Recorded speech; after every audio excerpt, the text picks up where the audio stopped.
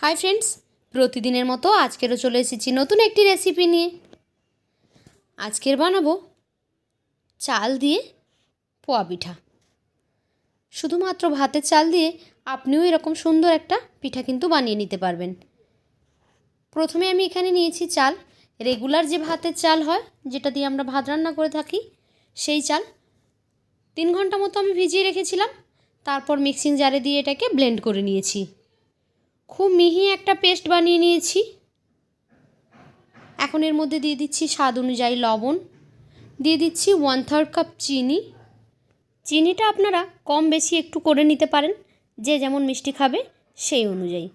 এখন একটা hand weeks দিয়ে খুব ভালোভাবে এই চাল বাটার সঙ্গে চিনিটাকে মেল্ট করে নিচ্ছি। চিনিটা যখন পুরোপুরি মেল্ট হয়ে যাবে, এই পর্যায়ে অ্যাড করে দেব 1/3 কাপ ময়দা। ময়দার জায়গায় আপনারা আটাও নিতে পারেন।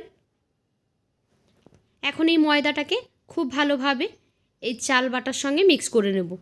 সমস্ত উপকরণগুলোকে একসঙ্গে মিক্স করে নিচ্ছি। ব্যাটারের ঘনত্বটা মাঝারি হবে, একেবারে পাতলা নয়, আবার খুব একেবারে মোটাও নয়। আমি দেখিয়ে দিচ্ছি কেমন হবে। যদি ব্যাটারটা খুব বেশি ঘন মনে হয়, তাহলে আপনারা এখানে দুধ বা জলও অ্যাড করে দিতে পারেন। খুব ভালোভাবে সবগুলো মিক্স করা হয়ে গেছে। এবার আমি দেখিয়ে দিচ্ছি ব্যাটারের ঘনত্বটা কেমন হবে। দেখতে পাচ্ছেন কতটা ঘন আছে, এরকমই ঘন ব্যাটারটা রাখতে হবে। এবার আমরা এটাকে ভেজে নেব। এর জন্য প্রথমেই গ্যাসে আমি একটি কড়াইতে তেল বসিয়ে দিয়েছিলাম।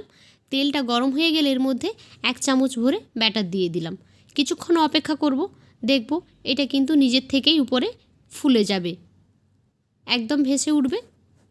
এই যে দেখতে পাচ্ছেন গোল একেবারে টইটম্বুর হয়ে গেছে। এখন কিছুক্ষণ সময় নিয়ে একটা সাইড ভেজে নেব, তারপর এটাকে উল্টে দেব। দুটো সাইডকে একই রকমভাবে সুন্দর একটা কালার করে ভেজে তুলে নেব। এই যে রেডি হয়ে গেল একটা পিঠা।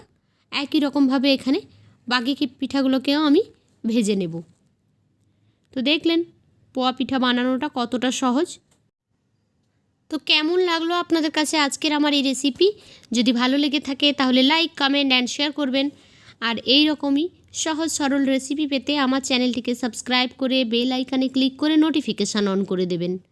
তাহলে যখনই আমি কোনো নতুন ভিডিও আপলোড করব, সেই ভিডিওর নোটিফিকেশান সবার আগে পৌঁছে যাবে আপনাদের ফোনে। তো আজকের মতো এই পর্যন্ত। ফিরে আসবো আগামীকাল নতুন আরও একটি ভিডিও নিয়ে। ততক্ষণ সবাই ভালো থাকুন। টাটা। যারা ফেসবুক থেকে দেখছেন, তারা ভিডিওটিতে একটি লাইক দিয়ে পেজটিকে ফলো করে দেবেন। ধন্যবাদ।